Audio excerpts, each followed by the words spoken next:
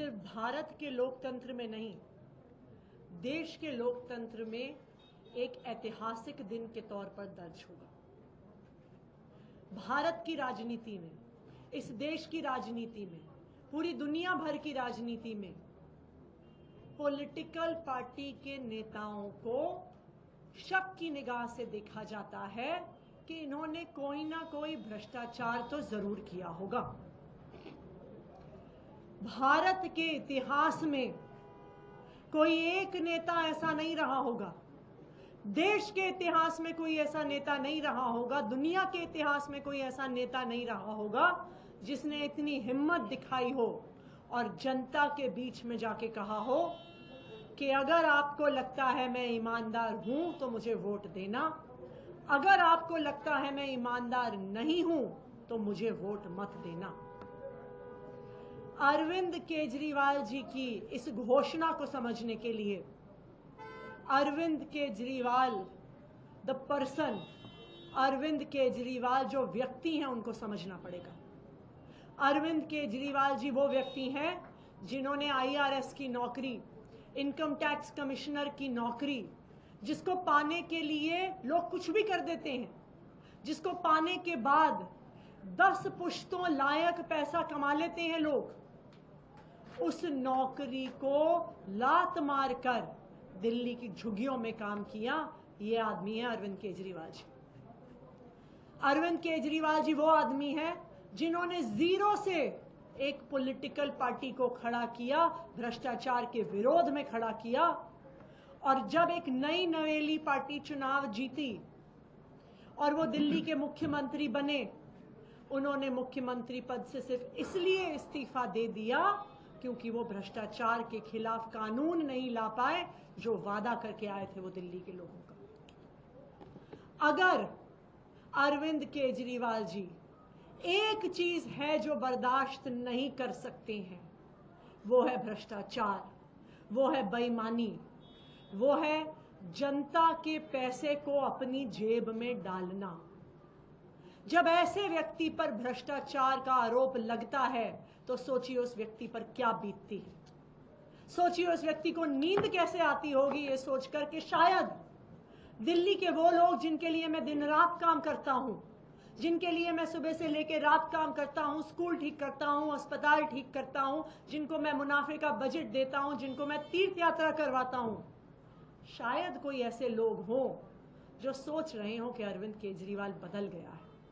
जो सोच रहे हो कि शायद अरविंद केजरीवाल ने भ्रष्टाचार कर लिया है। और आज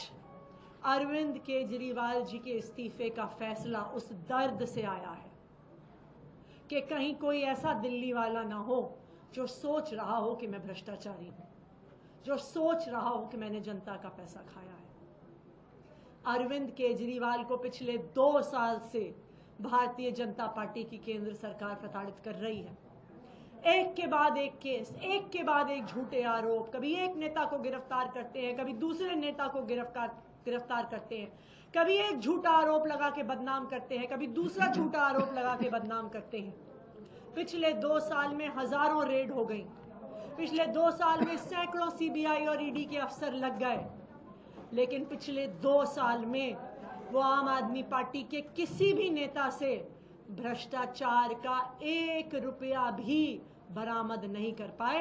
ये है आम आदमी पार्टी की ईमानदारी, ये है अरविंद केजरीवाल जी की ईमानदारी। अब उस ईमानदारी पे ठप्पा सुप्रीम कोर्ट ने भी लगा दिया। सुप्रीम कोर्ट ने ना सिर्फ आम आदमी पार्टी के सभी नेताओं को जमानत दी, सुप्रीम कोर्ट ने ना सिर्फ अरविंद केजरीवाल जी को जमानत दी, सुप्रीम कोर्ट ने भारतीय जनता पार्टी की केंद्र सरकार और उनकी एजेंसीज के मुंह पे तमाचा मारा और तमाचा मार के कहा कि ये जो एजेंसीज हैं ये एक पिंजरे में बंद तोते की तरह हैं जो सिर्फ अपनी मालिक की आवाज में बोल रही हैं। सुप्रीम कोर्ट ने तमाचा मारा केंद्र सरकार की एजेंसीज को और कहा कि अरविंद केजरीवाल की गिरफ्तारी सिर्फ एक दुर्भावना से हुई है, उनको जेल में रखने की दुर्भावना से हुई है। सुप्रीम कोर्ट ने तमाचा मारा ये कह के कि केंद्र सरकार की एजेंसीज को स्वतंत्र होना पड़ेगा, उनको इंडिपेंडेंट होना पड़ेगा, उनके इन्वेस्टिगेशन को अबव बोर्ड होना पड़ेगा। ये आम आदमी पार्टी नहीं कह रही है, ये सुप्रीम कोर्ट ने कहा है। लेकिन अरविंद केजरीवाल जी के लिए सिर्फ सुप्रीम कोर्ट के शब्द काफ़ी नहीं है। उन्होंने अपनी ज़िंदगी लगाई है दिल्ली के लोगों की सेवा करने के लिए, दिल्ली की जनता की सेवा करने के लिए, और वो तब तक चैन से नहीं बैठ सकते, वो तब तक मुख्यमंत्री नहीं बन सकते जब तक उनको भरोसा ना हो जाए कि दिल्ली की जनता उनकी ईमानदारी पर भरोसा करती है, दिल्ली की जनता उनको ईमानदार मानती है। और इसीलिए अरविंद केजरीवाल जी ने यह फैसला किया है कि जब तक दिल्ली की जनता उनकी ईमानदारी पर भरोसा नहीं दिखा देती, जब तक उनकी ईमानदारी पे जनादेश नहीं देती है, वो मुख्यमंत्री की कुर्सी पे नहीं बैठेंगे। मुझे लगता है कि इस कीचड़ भरी राजनीति में शायद ही कोई ऐसा व्यक्ति आया होगा अरविंद केजरीवाल जी की तरह, जिन्होंने कहा है कि मैं करूंगा ईमानदारी की राजनीति। तुम मुझ पर कितने भी झूठे आरोप लगाओ, तुम मुझे कितना भी कीचड़ उछालो, मैं साफ सुथरी राजनीति करूंगा और खुद साफ सुथरी राजनीति करके मैं देश की राजनीति बदलूंगा। और इसी के साथ हमने मांग करी है कि दिल्ली में जल्द चुनाव करवाए जाएं। नवंबर में महाराष्ट्र में चुनाव होने हैं, उसी के साथ साथ दिल्ली में भी चुनाव करवाए जाएं और इस चुनाव में दिल्ली की जनता अपना जनादेश देगी, अपने बेटे, अपने भाई अरविंद केजरीवाल पर जनादेश देगी,